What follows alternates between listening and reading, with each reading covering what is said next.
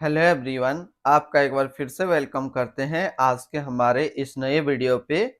तो आज इस वीडियो के अंदर मैं आपके साथ डिस्कस करने वाला हूं Nippon India large cap fund diet growth के बारे में। इसमें मैं आपसे डिस्कस करूंगा ये जो म्यूचुअल फंड है इसने पिछले 1 साल, 3 साल, 5 साल या फिर एनुअल रिटर्न क्या दिया है। आज के डेट में इसका एक एनएबी का प्राइस क्या है, ये कितने स्टार रेटिंग म्यूचुअल फंड है, इसमें आप मिनिमम एसआईपी अमाउंट क्या लगा सकते हैं और इसका फंड साइज क्या है। साथ ही साथ मैं आपसे डिस्कस करूंगा इसके अंदर कौन कौन सा स्टॉक लिस्टेड है और अगर आप इस म्यूचुअल फंड के अंदर कुछ पैसा जमा किए होते तो पिछले 1 साल, 3 साल, 5 साल के अंदर आपको क्या रिटर्न देखने को मिलता।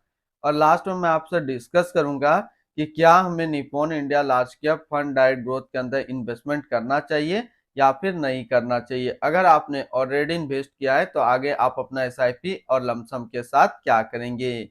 Nippon India large cap fund diet growth ये एक इक्विटी म्यूचुअल फंड है जो कि लार्ज कैप कैटेगरी के अंदर आता है और ये काफी हाई रिस्क म्यूचुअल फंड है। इसने जो पिछले 1 साल में रिटर्न दिया है वो 31.61% का रिटर्न है। 3 साल की बात करें तो 3 साल में 21.94% का रिटर्न है। 5 साल के रिटर्न के ऊपर बात करते हैं तो 5 साल में 20.46% का रिटर्न है। और अगर एनुअल रिटर्न की बात करें तो इनका एनुअल रिटर्न है 17.08% का। ध्यान देंगे अभी जो भी रिटर्न मैंने आपके साथ यहाँ पे डिस्कस किया ये इनका वन टाइम यानी कि लमसम का रिटर्न है। अगर आप एक बार में कुछ पैसा इन्वेस्ट करते तो आपको ये रिटर्न देखने को मिलता। अगर आप एसआईपी के थ्रू इन्वेस्टमेंट करेंगे तो रिटर्न आपको कुछ और मिल सकता है। क्या मिल सकता है ये चीज मैं इसी वीडियो के अंदर आपके साथ डिस्कस करूंगा। एनएबी के ऊपर बात करें तो आज के डेट में इसका एक एनएबी का प्राइस है 96 रुपया 18 पैसा। रेटिंग की बात करें तो ये 5 स्टार रेटिंग म्यूचुअल फंड है। इसमें आप मिनिमम एसआईपी अमाउंट 100 रुपया लगा सकते हैं और इसका फंड साइज है 34,432 करोड़ का। यानी कि अभी तक Nippon India large cap fund के अंदर जो टोटल पैसा लगा हुआ है वो टोटल 34,432 करोड़ रुपया लगा हुआ है। अब रिटर्न कैलकुलेटर पे ऊपर बात करते हैं कि अगर आप इस म्यूचुअल फंड के अंदर कुछ पैसा जमा करते तो फिर आपको क्या रिटर्न देखने को मिलता। इससे पहले अगर आपने अभी तक आप स्टॉक पे अपना अकाउंट ओपन नहीं किया और करना चाहते हैं तो इस वीडियो के डिस्क्रिप्शन में मैंने अपना डीमेट अकाउंट का रेफरल लिंक दिया है।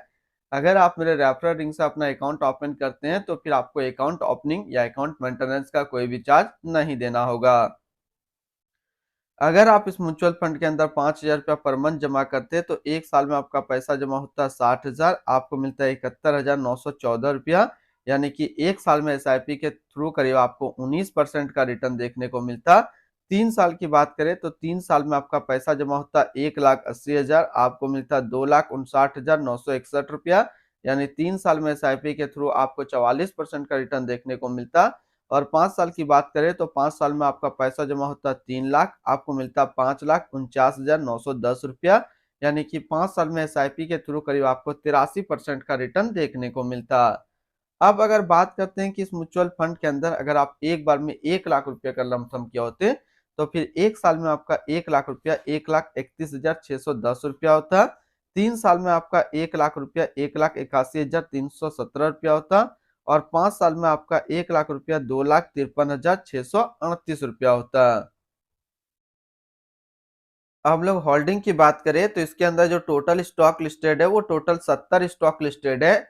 अगर हम इसमें टॉप 10 और उसके सेक्टर वाइज डिस्कस करें तो पहला नाम आता है एचडीएफसी बैंक लिमिटेड फाइनेंशियल क्षेत्र, ICICI bank limited financial, Reliance industrial limited energy, ITC limited consumer steps, Infosys limited technology, State Bank of India financial, Larsen and टर्बो limited construction, Axis bank limited financial, Bajaj finance limited financial and Tata power company limited energy के क्षेत्र में है।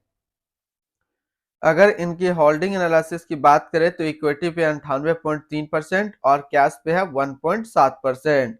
इनकी equity sector एक location की अगर बात करें तो फाइनेंशियल पे है 33.3%, अदर्स पे 17.3%, energy 12.4%, technology 9.4%, consumer steps 9.3%, service 7.9%, capital goods 5.4% और कंस्ट्रक्शन पे है 5.1%।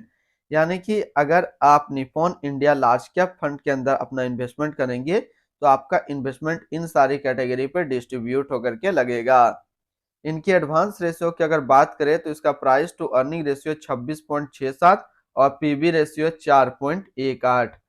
अगर आप इस म्यूचुअल फंड के अंदर इन्वेस्टमेंट करना चाह रहे हैं तो फिर लमसम या एसआईपी दोनों आप 100 रुपये से स्टार्ट कर सकते हैं।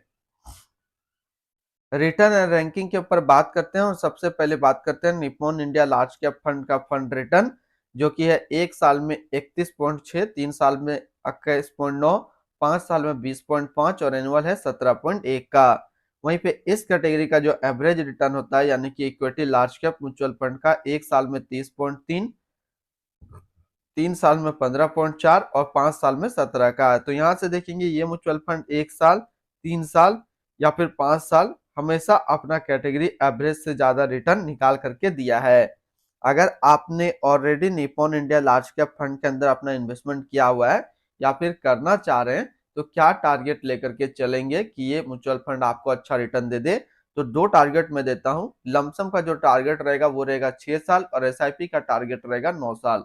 अगर आप इतना टाइम तक कंटिन्यू इस म्यूचुअल फंड के साथ बने रहते हैं तो ये म्यूचुअल फंड आपको काफी अच्छा रिटर्न दे देगा। अगर इसके आसपास सिमिलर फंड्स की बात करें तो इसके आसपास एक इससे अच्छा सिमिलर फंड्स है, हालांकि शॉर्ट टर्म के लिए, लॉन्ग टर्म के लिए तो Nippon India large cap fund ही बेटर है।